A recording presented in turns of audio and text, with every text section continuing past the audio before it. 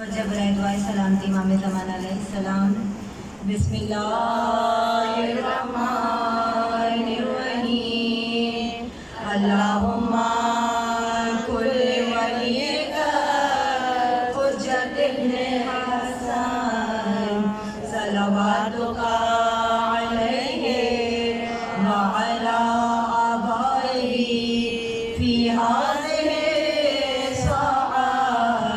وفي كل ساعة وليا وحافظا وقائدا وناصرا ودليلا وعينا حتى تسكنه أرضك طوعا وتمتعه فيها طويلا برحمتک یا ارحم الراحمین.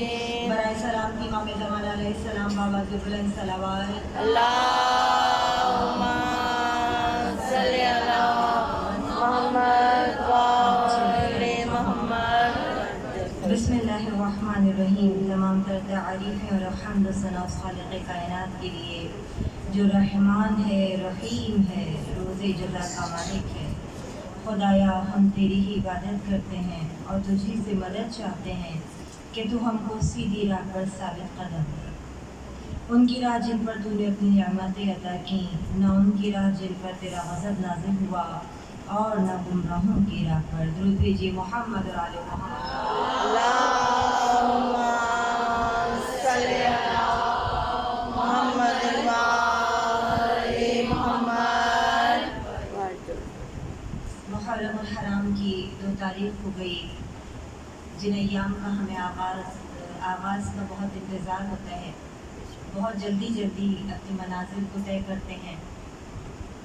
کہاں ہم پہلی محرم کا انتظار کر رہے تھے اور آج ہم نے فرش ازاء محرم کی بچھا دی ہے اپنے گھروں میں. یہ فرش ازاء کہ جس کا مقصد، جب تک مقصدیت واضح نہیں ہوگی اس وقت تک، جو میں نے کل آپ کو مجلس میں ایک جملہ کہا تھا کہ بغیر مقصد، بغیر ہدف کے ان ایام کا گزارنا بالکل ایسا ہی ہے کہ جیسے کوئی جانور کی زندگی گزار رہے ہیں. تو ان ایام کا مقصد کیا ہے، ان ایام کا ہدف کیا ہے؟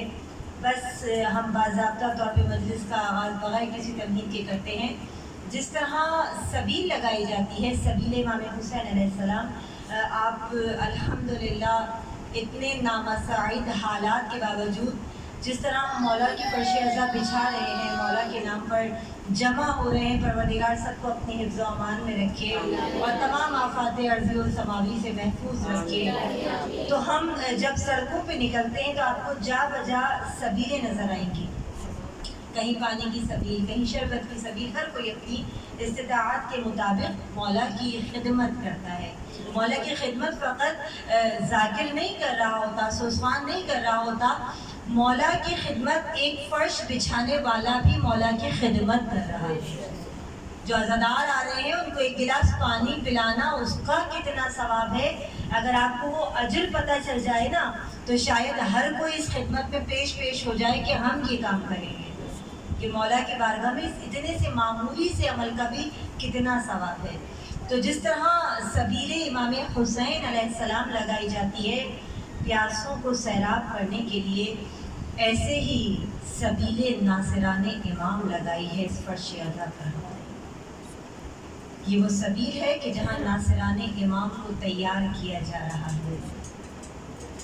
ہم امام کے مددگاروں کو تیار کر رہے ہیں. یہ ہمارے چھوٹے چھوٹے بچے جو اس فرش ازاء پر آ کر بیٹھتے ہیں، جو مائیں ان بچوں کو لے کے اس فرش ازاء پہ آتی ہیں، یہ سبیل تیار کر رہی ہیں امام کے ناصرین کی. اور یقین جانیے اس کا اجر خداوند عالم کی بارگاہ میں اتنا بلند ہے کہ جس کا آپ تصور بھی نہیں کر سکتے. کل میں نے آپ کو مجلس میں ایک بات کہی تھی کہ انشاءاللہ جو ہمارا موضوع مجلس سے موصول دین پر اپنے مجلس کو لے کر چلیں گے کہ وہ جو شہرک سے زیادہ قریب ہے، جو دل سے نکلنے سے پہلے فقط سوچ کو عملی جامہ پہناتا ہے، کس طریقے سے وہ سنتا ہے آپ تصور نہیں کر سکتے. جس کی میں نے آپ کو ایک کل مثال دی تھی، 11 محرم کی مجلس کا میں نے آپ کو بتایا تھا اور اتنا بڑا معجزہ کچھ میرے ساتھ کل ہوا ہے جو میں آج پھر آپ کو بتاتی چلوں.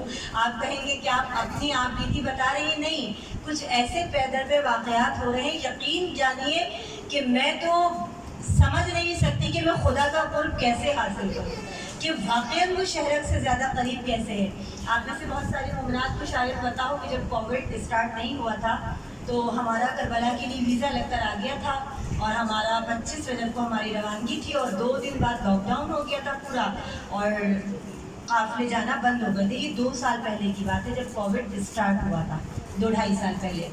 وہ تمام چیزیں انڈر پروسیس رہیں, ویزا آیا, کینسل ہو گیا, سب کچھ ختم ہو گیا, کربلا جانے کا کچھ نہ ہوا, یہ چیزیں سب ختم ہو گئی. ہم بھی بالکل صبر کر کے بیٹھ گئے کہ اب تو ایسا کوئی ہے ہی نہیں, پتہ نہیں کب اس وبا کا خاتمہ ہوگا, کب جانا نصیب ہوگا.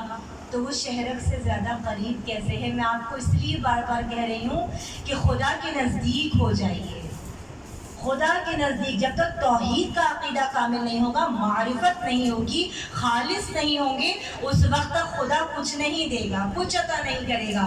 پرسوں رات کی بات ہے, 1 محرم صبح تھی, میں اسٹڈی کر رہی تھی, رات کا 3 بجے کا وقت تھا, اور جو ہمیں لے کر جا رہے تھے, جنہوں نے ہم سے کہا تھا کہ ہماری طرف سے یہ گفٹ ہے آپ کے لیے, تو ان کا رات کے 3 بجے فون بجنے لگا.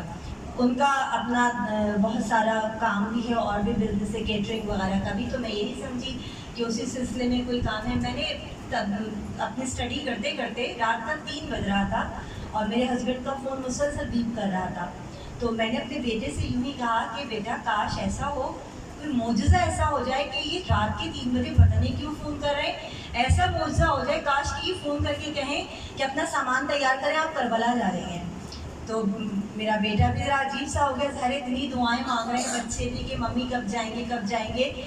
کل میں مجلس پڑھنے اپنی نند کے گھر گئی, تو ایسے ہی باتیں نکلی, اور باتوں میں نے اپنے ہسبینڈ سے کہ پرسوں رات کی بات ہے, اور اس کے بعد ہماری نہ کوئی بات ہوئی, نہ میں نے ان کو بتایا کہ آپ کا فون بج رہا تھا, کس کا فون تھا, کوئی بات نہیں ہوئی. کل وہاں پہ ایسے ہی تذکرہ ہو رہا تھا, میں نے اچانک اپنے ہسبینڈ سے کہا کہ آپ کے فون پہ کال آ رہی تھی رضا بھائی کی, آپ ذرا دیکھیے وہ کیوں کال کر رہے تھے. انہوں نے وہیں بیٹھے بیٹھے کال ملائی, اور انہوں نے کہا کہ جلال بھائی بھابھی سے کہیے اپنا سامان تیار کر لیں, ہم انشاءاللہ عاشورہ کے بعد کربلا جا رہے ہیں.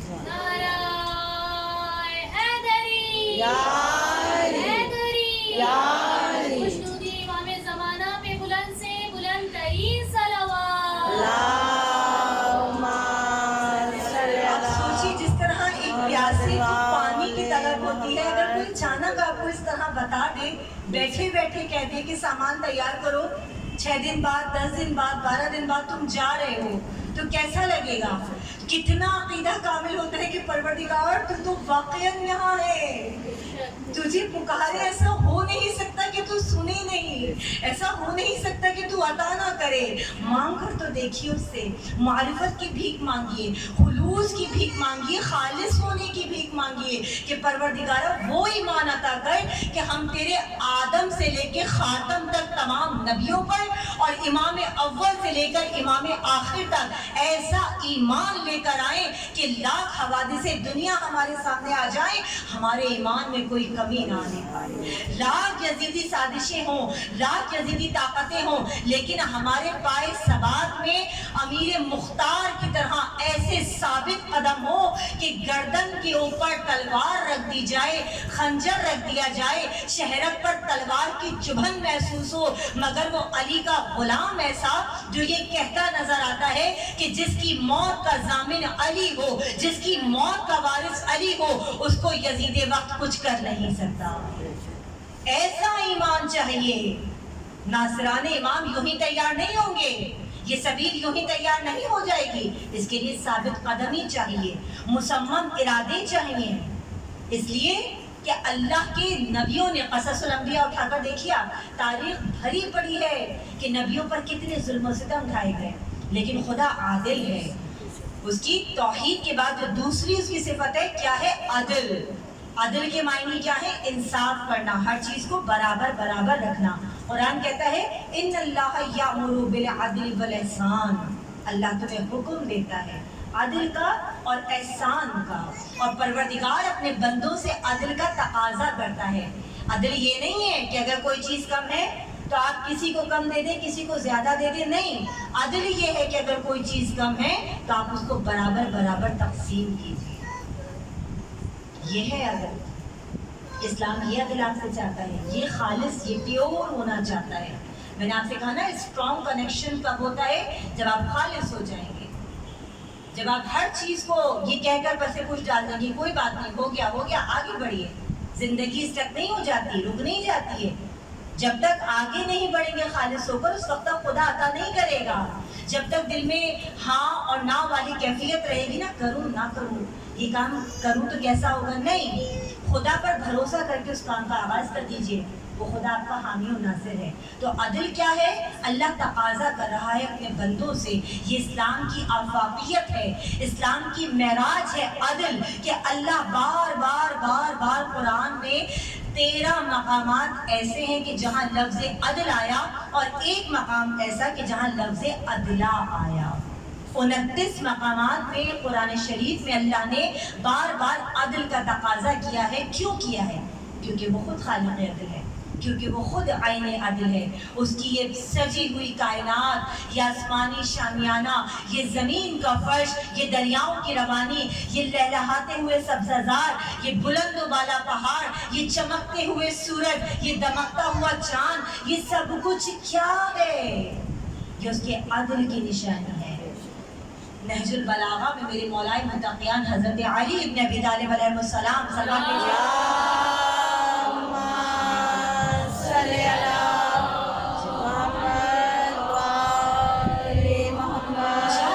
مولا کے ارشادات, خطبات اتنے خوبصورت انداز میں میرے مولا عدل کی تعریف کرتے ہیں. وہ عادل امام میرا, وہ عادل مولا میرا, کہ جس نے کبھی خلاف عدل کوئی کام نہیں کیا.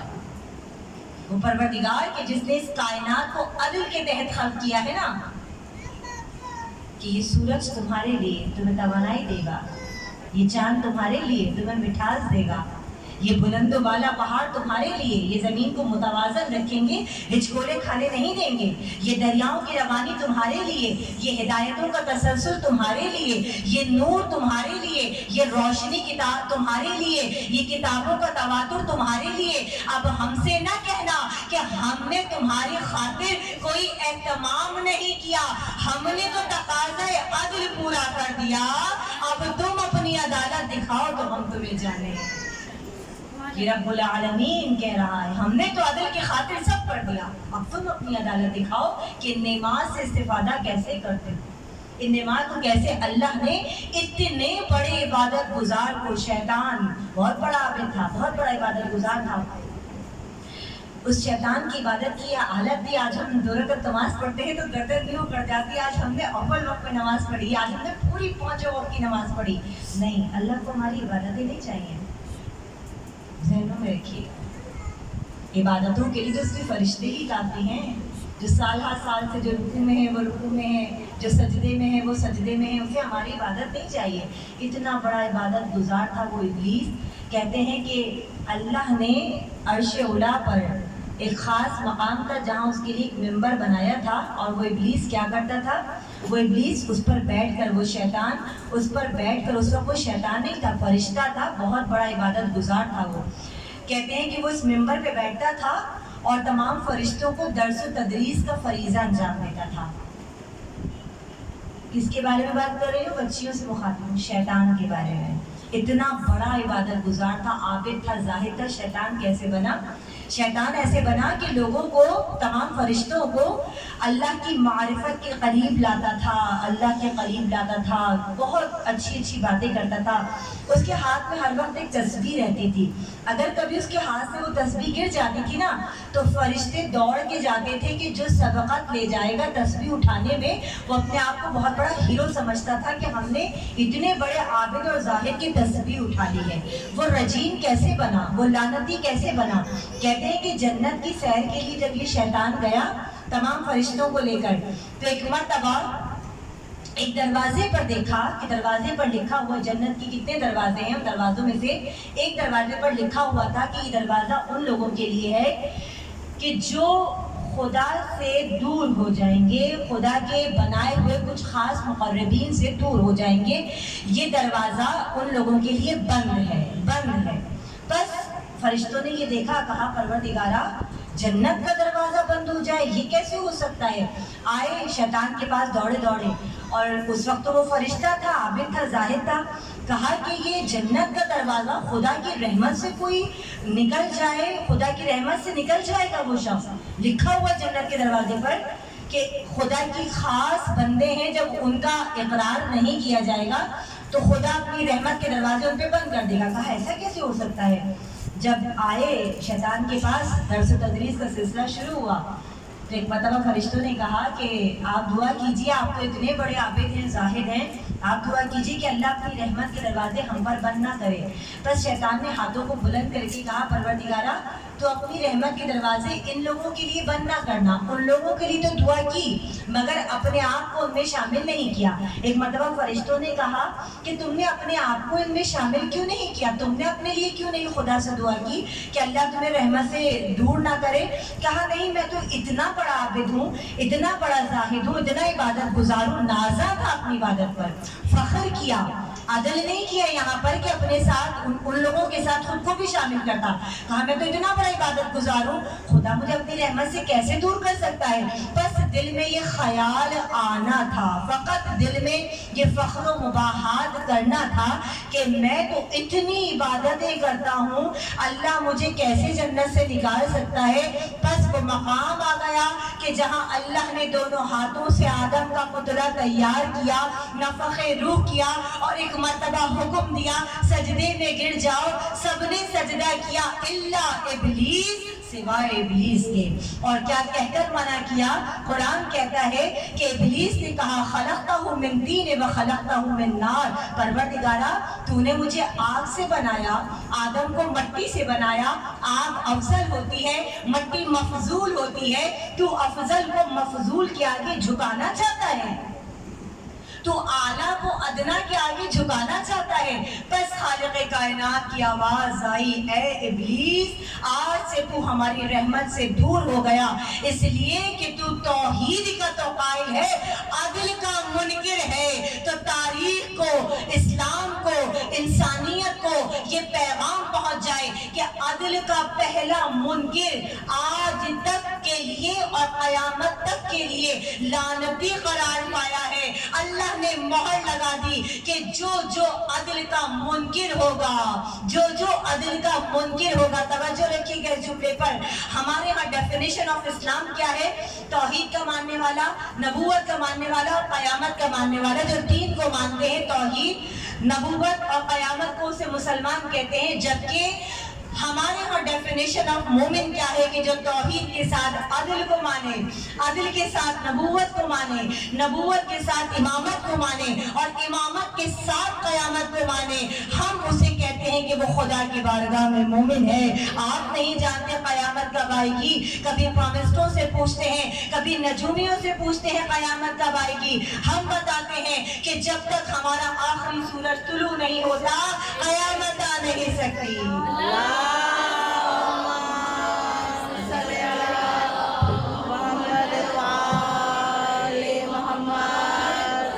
تو شیعہ حیدر کرار عدل کا پہلا منکر آج تک اور قیامت تک کے لیے لعنتی قرار پایا۔ اب جو عدل کو نہیں مانتا ایک لمحے کے لیے اپنے آپ کو جھنجھوڑ لے، کتنے ہی سجدے کر لیں، کتنی ہی عبادتیں کر لیں، کتنی ہی نمازی بن جائیں، کتنی ہی قرآن پڑھ لیں پوری رات کھڑے ہو کر، لیکن اگر عدل کے منکر ہیں تو کوئی عمل قابل قبول نہیں ہے۔ یہ خالق کی عدالت کا تقاضا دم بدم، جان لیوا ہے اگر کوئی تو جاں پرور بھی ہے، چھپ کے پردے میں جو بہکاتا ہے ابلیس سے لئیں، ہے تقاضا عدل کا پردے میں ایک رہبر بھی ہے۔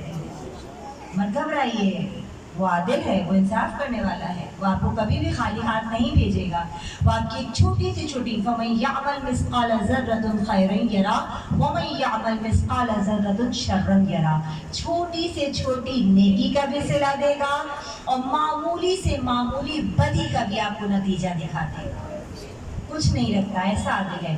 مولا متقیان کا زمانہ تھا جب مولا عادل مولا، یہ وہ عادل مولا ہے کہ جس کے عدل کی گواہی کفار تک نے دی ہے۔ مولا کائنات کا عدل ایسا تھا کہ جس کی گواہی کفار بھی دیتے تھے کہ علی جیسا عادل نہیں دیکھا، کیونکہ آج ہمارا موضوع مجلس عدل ہی ہے۔ کل ہم نے توحید پر بات کی تھی اور آج ہمارا موضوع مجلس عدل ہے۔ تو بس بتاتی چلوں کہ میرا مولا ایسا عادل کہ امام جا رہے ہیں، ظاہری خلافت مولا کو ملی ہے، چوتھے خلیفہ بنے ہیں مسلمانوں کے میرے مولا۔ ایک گلی سے کوفے کی گزر ہو رہا ہے، آج ہمارا کوئی پرائم منسٹر یا کوئی گورنر، تھوڑی سی توجہ کی تعلیم، کیا بغیر پروٹوکول کے جا سکتا ہے؟ اگر سمجھ میں نہ آئے میری بات، بچیوں کے لیے کہہ رہی ہوں، تو گھر جا کر یوٹیوب پر سرچ کیجیے گا کہ پروٹوکول آف پرائم منسٹر، ٹھیک ہے؟ ایک پرائم منسٹر کا یہ سب چھوڑ دیجیے چلیے، کیونکہ مولا تو خلیفۃ المسلمین تھے، تو آپ کا عہدہ تو پرائم منسٹر والا ہوا نا۔ تو گھر جا کے سرچ کیجیے گا کہ پروٹوکول ہمارے ہاں آج کیا ہوتا ہے۔ 25 گاڑیاں آگے ہوتی ہیں، 25 گاڑیاں پیچھے ہوتی ہیں۔ اب کس گاڑی میں جناب پی ایم صاحب ہیں کسی کو نہیں پتا۔ ہمارے ہاں تو ایک شاید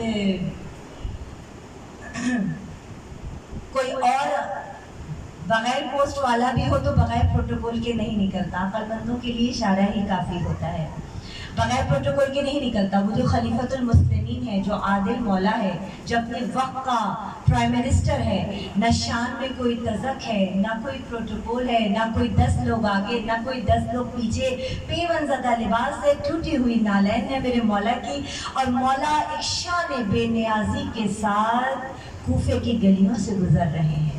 کیا دیکھا؟ گلی کے کونے پر ایک کنیز سر کو جھکائے رو رہی ہے۔ عادل مولا کی حکومت ہے نا، کسی کا رونا کیسے دیکھ سکتے ہیں؟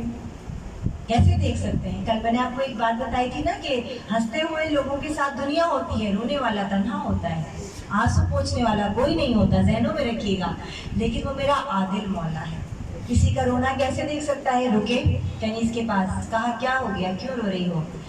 کہا مولا میں جس کی کنیز ہوں، میرے اس آقا نے مجھے کچھ درہم دیے تھے کہ فلاں خرمے کی دکان پہ جاؤ اور کچھ خرمے لے کر آ جاؤ۔ بہت دفعہ کا یقیناً سنا ہوا واقعہ ہوگا، لیکن برسبیل تذکرہ کوٹ کرتی چلو۔ کہا خرمے لے کے آ جاؤ۔ میں گئی، میں نے دکاندار سے خرمے لیے، خرمے لے کر مالک کے پاس گئی، مالک نے خرمے دیکھے، کہا کہ یہ وہ خرمے نہیں ہیں جو مجھے چاہیے تھے، اچھی نسل کے نہیں ہیں، اعلیٰ نسل کے خرمے نہیں ہیں، تو میں نے تبدیل کروا دو اور دوسرے لے کر آؤ۔ کہتی میں واپس دکاندار کے پاس آئی، میں نے اس سے کہا کہ میرے مالک نے کہا ہے کہ یہ اچھی قسم کے خرمے نہیں ہیں، تم خرمے تبدیل کر دو یا میرے درہم مجھے واپس کر دو۔ دکاندار نے کہا میں تمہیں نہیں جانتا، چلو میری دکان سے اتر جاؤ، نہ میں خرمے واپس کروں گا اور نہ میں تمہارے پیسے واپس کروں گا۔ اب میں بہت پریشان ہوں کہ مالک کو کیا جواب دوں، نہ میں پیسے دے سکتی ہوں اپنے پاس سے، نہ خرمے تبدیل کروا سکی، اب میں کیا کروں؟ مولا کائنات نے سنا، ایک مرتبہ کنیز سے کہا چلو میرے ساتھ، آئے اس دکاندار کے پاس، اور ایک مرتبہ کہا کہ اس عورت کے خرمے تبدیل کر دو یا درہم و دینار دے دو۔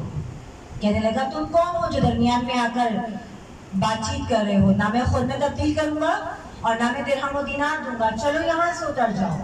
جس لہجے میں اس نے کہا، جس طریقے سے اس نے کہا، فضائل مرتضوی سے یہ واقعہ لے رہی ہوں میں، کوکب درے میں بھی آپ کو ملے گا۔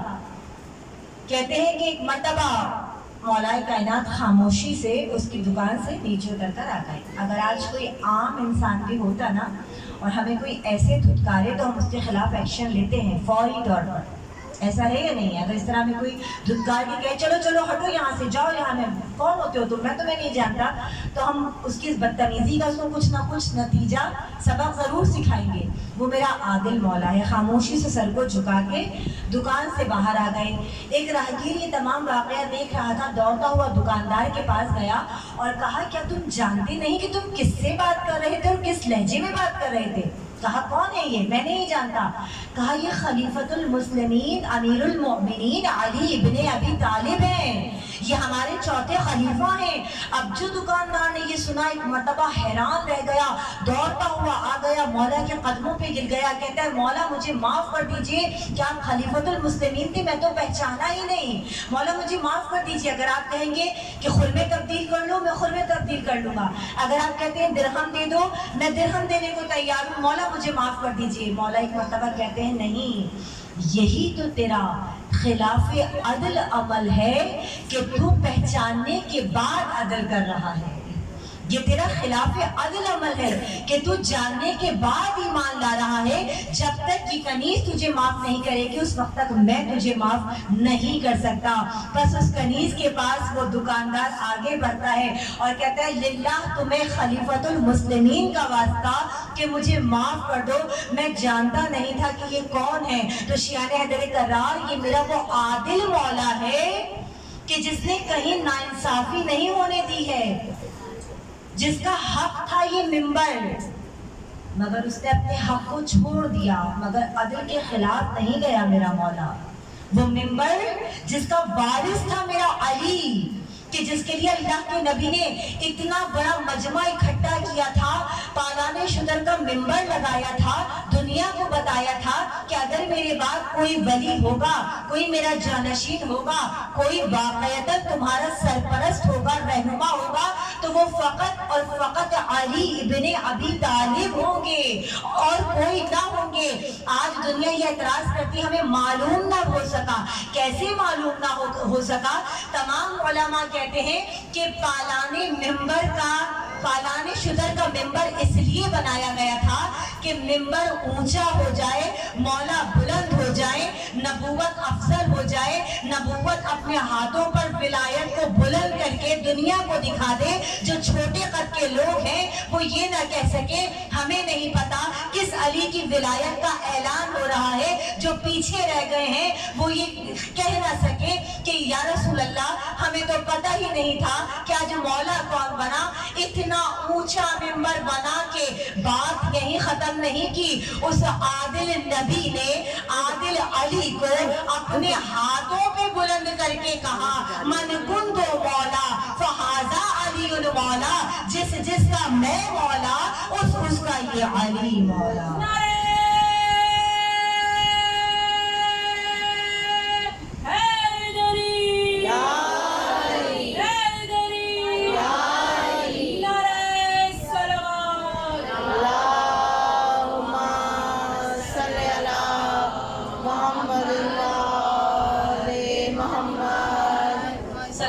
آباد رہی. مولا آپ سب کو کوئی غم نہ دے سوائے غم حسین کے. مولا آپ سب کی جائز حاجات کو اپنی بارگاہ میں قبول فرمائے. شیعہ حیدر کرار بس آپ سب سے گزارش کروں گی کہ اپنی زندگی میں عدل کا نفاذ کیجیے. خصوصاً بچیوں سے میری گزارش ہے. اسکول میں بہت لڑائیاں ہوتی ہیں بچوں کی, پینسل چھپا دی, پین چھپا دیا, اس نے ہماری کاپی کا ایک پیج پھاڑا, ہم اس کی پوری کاپی پھاڑ دیں گے. ایسا ہی ہوتا ہے نا, اس نے ہماری ایک پینسل کی نوک توڑی, ہم اس کی پینسل ہی بیچ میں سے توڑ دیں گے. ایسا ہی ہوتا ہے نا. تو یہ ماؤں کی تربیت ہوتی ہے. اپنے بچوں کو بتائیے عدل کیسے کیا جاتا ہے. مولا کائنات فرماتے ہیں کہ انتقام لینے سے بہتر ہے معاف کر دیا جائے. تو عدل کا تقاضا کیا ہے؟ بچیوں سے خصوصی طور پہ کہوں گی, کوئی آپ کے ساتھ ظلم کرے تو خدا کی بارگاہ میں چھوڑ دیجیے. وہ عادل ہے, وہ عدل کرے گا. کیونکہ یہ اسکولوں میں بہت زیادہ لڑائیاں ہوتی ہیں ان چیزوں پر, اور یہ چیزیں جب ڈیولپ ہونی شروع ہو جائیں تو بچے کی پرسنالٹی بن جاتی ہے, پھر وہ تبدیل نہیں ہوتی. وہ بڑے ہونے کے بعد بھی یہی سب کچھ کرتا ہے. تو آپ عادل مولا کے ماننے والے ہیں, عدل کرنا سیکھیے, انصاف کرنا سیکھیے. رشتوں میں, گھر میں, چیزوں میں, ہر چیز میں بیلنس کے ساتھ چلیے. شیعہ حیدر کرار وہ میرا عادل مولا کہ جس نے ایک ایک مقام پر اپنے حق سے دستبردار ہو گئے. کبھی تلوار کے زور پر کسی کو کلمہ نہیں پڑھایا میرے مولا نے. تاریخ اسلام گواہ ہے, بہت فتوحات ہیں اسلام کی, بہت فتوحات ہیں, لیکن کہیں میرے مولا نے تلوار کے زور پر کلمہ نہیں پڑھایا. جہاں کہیں اسلام پھیلایا ہے نا, کردار کے ذریعے پھیلایا ہے. آپ سب مبلغ حسین ہیں, آپ سب کی شرعی ذمہ داری ہے کہ اپنے کردار کے ذریعے اپنے مذہب کی تبلیغ کریں, اپنی شخصیت کے ذریعے اپنے مذہب کا پیغام دنیا کے لوگوں تک پہنچائیے. 2 مہینے 8 دن دور سے دیکھ کر لوگوں کو پتہ چل جائے کہ ایک غریب کا ماننے والا آ رہا ہے. किसी उजड़े हुए घर के मातमदार आ रहे हैं। सोचिएगा, खुदा ना करे, अल्लाह ना करे, हमारे घरों में अगर मौत वाक़ई हो जाए और कोई पुरसदारी के लिए आए और उसके लबों में मुस्कुराहट हो, कैसा लगेगा? साहिब खाना यही कहेंगे ना कि इससे बेहतर तो तू ना ही आया होता। हम गम में बैठे हैं और तू मुस्कुराता हुआ आ रहा है। ये खिलाफ अदल अमल है। अगर तारीख़ अदल को दुनिया एक जुमले में समझना चाहती है तो हिंदा से लेकर यजीद तक एक सिलसिला और हमज़ा से लेकर अली अकबर तक एक सिलसिला। ये है करबला। करबला लिखो, करबला पढ़ो, करबला सोचो, करबला में गौर व फिक्र करो। दुनिया जुल्म से सिमट रही है और करबला अदल से फैल रही है। आप मेरे मौला का एक एक लम्हा देखिए। 28 रजब सन 60 को हुसैन ने मदीना छोड़ा, नाना की कब्र पर आए और एक जुमला कहा, नाना हिजरत आपने भी की थी क़याम अदल के लिए, और नाना हिजरत मैं भी कर रहा हूँ बक़ाए अदल के लिए। नाना आप मदीने लौट कर आ गए थे, मगर मैं मदीने लौट कर नहीं आऊँगा। जंगल में दिल के टुकड़ों की बस्ती बसाएगा, नाना हुसैन अपना मदीने में आएगा। अज़दारान मज़लूम करबला, ये करबला यूं ही कायम नहीं हो गई, बहुत कुर्बानियाँ दी गई हैं। इसके पीछे बहुत सारे बच्चों का, बूढ़ों का, जवानों का खून है। क्या भूल गए वो वक्त? अभी चंद ही दिन गुजरे हैं शहादत हज़रत मुस्लिम बिन अक़ील को। माएँ बैठी हैं, खुदा आप सबकी गोदियों को आबाद रखे, सबका भी करबला की जुड़ी हुई माओं के। आज जो पुरसा हम देने के लिए जा रहे हैं ना, ये पुरसा मेरे लिए बहुत अहम है। वैसे तो करबला के हर शहीद का पुरसा बहुत अहम है। बहुत तकलीफ, बहुत गम दिल को होता है, बहुत दुख के आसार हमारे चेहरों पे भी होते हैं। लेकिन इन बच्चों की बेकसी को अगर आप महसूस करें ना, यकीन जानिए आपकी सदाएं खुद ही बुलंद होगी जब मैं बताऊंगी। जब हज़रत मुस्लिम इमाम हुसैन अलैहिस्सलाम की एलची बनकर, सफ़ीर बन के कूफे पहुँचे थे ना, तो आपके साथ आपके दो छोटे छोटे बच्चे भी गए थे। शेख सदूक की किताब हमाली से मैं ये रेफरेंस ले रही हूँ। दो बच्चे आपके, एक का नाम था इब्राहिम और एक का नाम था मोहम्मद। एक का सिन था 9 बरस और एक का सिन था 11 बरस। जिन माओं के 9 और 11 बरस के बच्चे हैं ना, वो एक लम्हे के लिए आंखों को बंद करके अपने उन बच्चों को बस तसव्वुर कीजिएगा। खुदा आपके बच्चों को सदा शादो आबाद रखे, ज़िंदगी, सेहत, सलामती अता फरमाए। बस आंखों को बंद करके जिन जिन माओं के 9, 10 साल, 11 साल के बच्चे हैं, वो ज़रा इब्राहिम और मोहम्मद की बेकसी को ज़रा महसूस कीजिएगा। बाप के साथ ये बच्चे गए, हज़रत मुस्लिम बिन अक़ील कूफे की मस्जिद में नमाज पढ़ा रहे हैं। तारीख कहती है कि 18,000 का मजमा था, नमाजियों का मजमा था। और जब ये ऐलान हुआ था हज़रत मुस्लिम को गिरफ्तार करने का, जब हज़रत मुस्लिम पलटकर देखते हैं तो एक नमाजी भी पीछे ना था। जब नमाजियों की सफ़े बाहर निकली है ना, एक हलचल मची, एक अबतरी फैली, तो उसी हलचल में जनाब मोहम्मद और इब्राहिम भी मस्जिद से बाहर निकल गए। यहाँ तक कि जब वो बच्चे बाहर निकल गए, डर गए, सहम गए, रास्ता नहीं मालूम कि कहाँ जाएं। बाप से बिछड़ गए बच्चे, अनजाना शहर है, मुसाफिर है, गरीबुल वतन है। अरे किससे पता करे कि बाबा कहाँ है? अरे यहाँ तक कि ढूंढते ढूंढते रात हो गई। जब रात हुई तो बड़े भाई ने छोटे भाई से कहा कि आओ हम किसी दरख्त पर बैठ जाते हैं। हमें ना रास्ता पता, ना हमारे बाबा साथ है, ना हमारी माँ पास है, हमारे पास तो कोई भी नहीं, आवारा वतन है, अरे मुसाफिर है। बच्चे सहम कर दरख्त पर बैठ गए। रात गुजर गई, बच्चे सहमे हुए एक दूसरे की गले में बाहें डाले बैठे हैं। जब सुबह का वक्त हुआ तो एक मर्तबा क्या आवाज कानों में आई कि मुस्लिम को गिरफ्तार कर लो, मुस्लिम को गिरफ्तार कर लो। अरे छोटा भाई बड़े भाई से पूछता है, भैया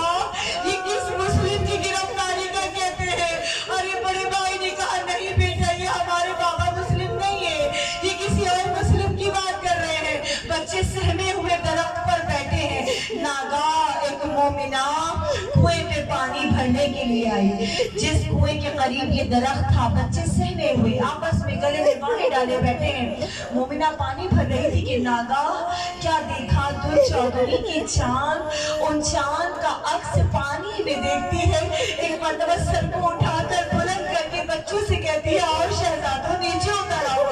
सहमे हुए बच्चे, डरे हुए बच्चे, आवारा वतन बच्चे, मुसाफिर बच्चे, और एक मर्तबा सहम कर कहते हैं, नहीं हम यहीं पर ठीक है। कहती है कि तुम नीचे आ जाओ, मैं तुम्हें कुछ नहीं कहूंगी। बच्चे नीचे उतरे। कहा, बच्चों तुम कौन हो? बच्चों तुम कौन हो? सहमे हुए बच्चों ने जो तक़य्ये के आलम में थे कहा कि ए बुजुर्गवार, क्या आप अमान का वादा करती हैं? कहा, हाँ मैं तुम्हें अमान दूंगी, मैं मोमिना हूँ, पहले बैठ की दोस्तार हूँ, बताओ तुम कौन हो? बच्चों ने कहा कि हम हज़रत मुस्लिम इब्न अकील की फर्जंद हैं। अरे मोमिना तरफ गई, अरे क्या बताती है कि तुम्हारे बाबा को तो शहीद कर दिया गया। अरे माँ पास नहीं, बाबा शहीद हो गए, ना भाई ना बहन, बच्चों के पास कोई नहीं। अरे मोमिना बता ना सकी। एक मर्तबा कहा, आओ बच्चों आओ, तुम मेरे घर में कयाम कर लो। बच्चों को लेकर गई, उजला लिबास पहनाया, खाना आगे रखा, पानी रखा। बच्चों ने कहा, नहीं हमें खाना पानी की हाजत नहीं है, बस इतना बता दीजिए कि यहाँ से मदीने का रास्ता कहाँ है। अरे मोमिना क्या बताती कि हाकिम वक्त के लोग तुम्हें ढूंढते फिर रहे हैं कि मुस्लिम के बच्चे कहीं फरार हो गए। कहा, नहीं बच्चों नहीं, अभी तुम नहीं जा सकते, मैं तुम्हें हुजरे में बिठाती हूँ, लेकिन देखो कोई आवाज ना आने पाए। उस मोमिना का दामाद हाकिम का दोस्त था, मलाऊन था, दुश्मन अहले बैत था। रात हो गई, थका हारा घर में आया, सारा दिन बच्चों को ढूंढ रहा था, बच्चे कहीं नहीं मिले। आधी रात को गुस्से में अपने घर में दाखिल हुआ। उस मोमिना ने कहा कि खाना खाओगे? कहता है, नहीं, सुबह से मुस्लिम के बच्चों को ढूंढ रहा हूँ, कहीं मुस्लिम के बच्चे नजर नहीं आते। अरे नागाह हुजरे से दबी दबी सिसकियों की आवाज आ रही।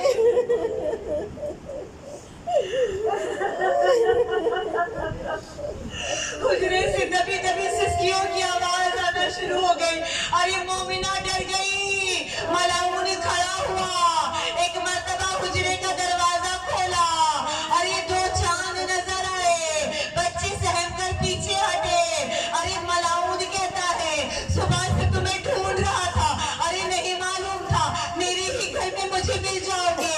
अरे सुबह हो जाए तुम्हें हाकिम के पास लेकर जाऊंगा। हाकिम ने कहा था, जो तुम्हारे सरकार के लाएगा उन्हें बहुत से इनाम इकराम दूंगा। बहुत कयामत के ही जुमले, मेरी माँ से गुजारिश है, सरों पे मातम करके पुरसा दीजिएगा।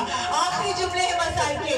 बस एक मर्तबा सुबह नमूदार हुई, ज़ईफ़ा तरफ गई, कदमों में गिर गई। ऐ मलाऊन हारिस, बच्चों को ना ले जा, अरे जिंदा पेश कर दे, ना माना सालिम। अरे बालों को हाथों में ऐसे जकड़ा, बच्चे तड़प कर रह गए, तिलक कर रह गए, घसीटता हुआ दरिया के किनारे लेकर आ गया।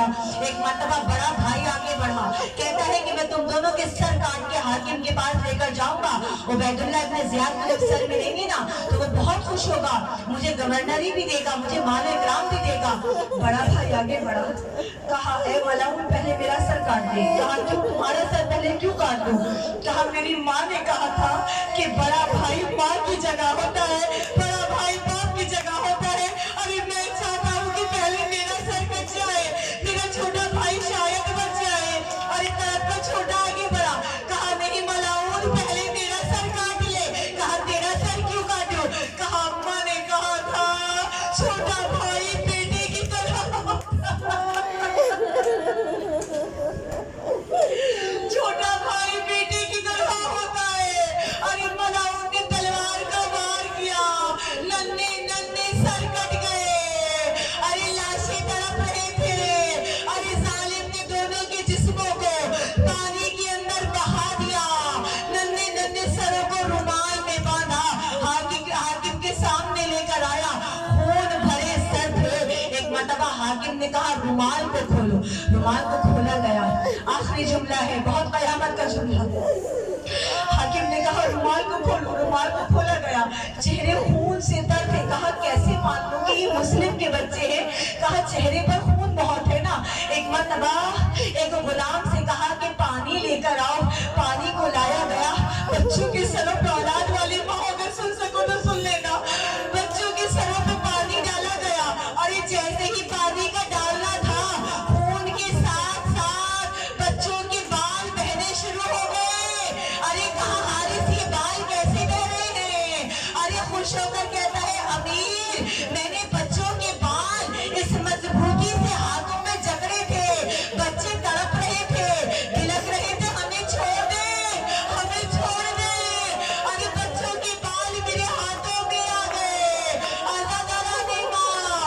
ارے قیامت کا وقت ہے، جناب مسلم کی زوجہ ابھی راستے میں مولا حسین کے ساتھ ہے، کون بتائے شہزادی، آپ کی مانگ بھی اجڑ گئی، آپ کی گود بھی اجڑ گئی۔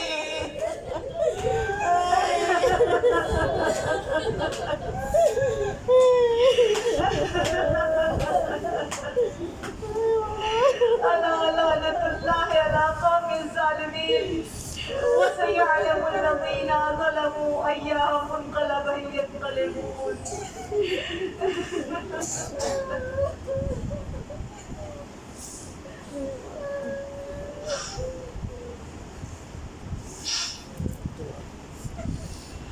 بار الہ تجھے واسطہ ہے محمد اور آل محمد کا، ہم گناہ گاروں کی اس قلیل عبادت کو اپنی بارگاہ میں قبول فرما۔ پروردگارہ تجھے واسطہ ہے بیماری کربلا کا، کل مومنین مومنات جو بیمار ہیں ان کو جلد سے جلد شفائی کاملہ اور عاجلہ عطا فرما۔ بار الہ تجھے واسطہ ہے شہزادہ علی اکبر کی جوانی کا، تمام بہنوں کے بھائی، تمام ماؤں کے کڑیل جوان سلامت رہے۔ پروردگارہ تجھے واسطہ ہے شہزادی سکینہ کی یتیمی کا، تمام بچوں کے سروں پر ان کے ماں باپ کا سایہ سلامت رہے۔ بار الہ تجھے واسطہ ہے چادر زینب کا، ہر بیوی کی چادر کا محافظ سلامت رہے، اور جو بے پردہ خواتین ہیں انہیں چادر زینب کے صدقے سے پردہ کرنے کی توفیق عطا فرما۔ پروردگارہ تجھے واسطہ ہے شہزادی ام رباب کی اجڑی گود کا، ہر ماں کی گود کو آباد رکھنا، اور جو بے اولاد مومنین ہیں ان کو جلد سے جلد نیک اور صالح اولاد عطا فرما۔ بار الہ تجھے واسطہ اس فرش اعلیٰ کا، شیان حیدر کرار جہاں کہیں بھی ہیں ان سب کو اپنی حفظ و امان میں رکھنا۔ بار الہ کوئی غم نہ دینا سوائے غم حسین کے، اور غم حسین کبھی ہمارے دلوں سے کم نہ ہو۔ پروردگارہ کل مومن مومنات جو مقامات مقدسہ کی زیارت کے خواہش مند ہیں ان کو جلد سے جلد زیارات نصیب فرما۔ بار الہ قائم آل محمد کے ظہور میں تعجیل فرما، اور ہمارا شمار امام کے ناصرین و مددگار میں فرما۔ ربنا تقبل منا انک انت السمیع العلیم برحمتک یا ارحم الراحمین۔ اللہم صل علی محمد و آل محمد وعجل فرجہم اجمعین۔ ماتم حسین۔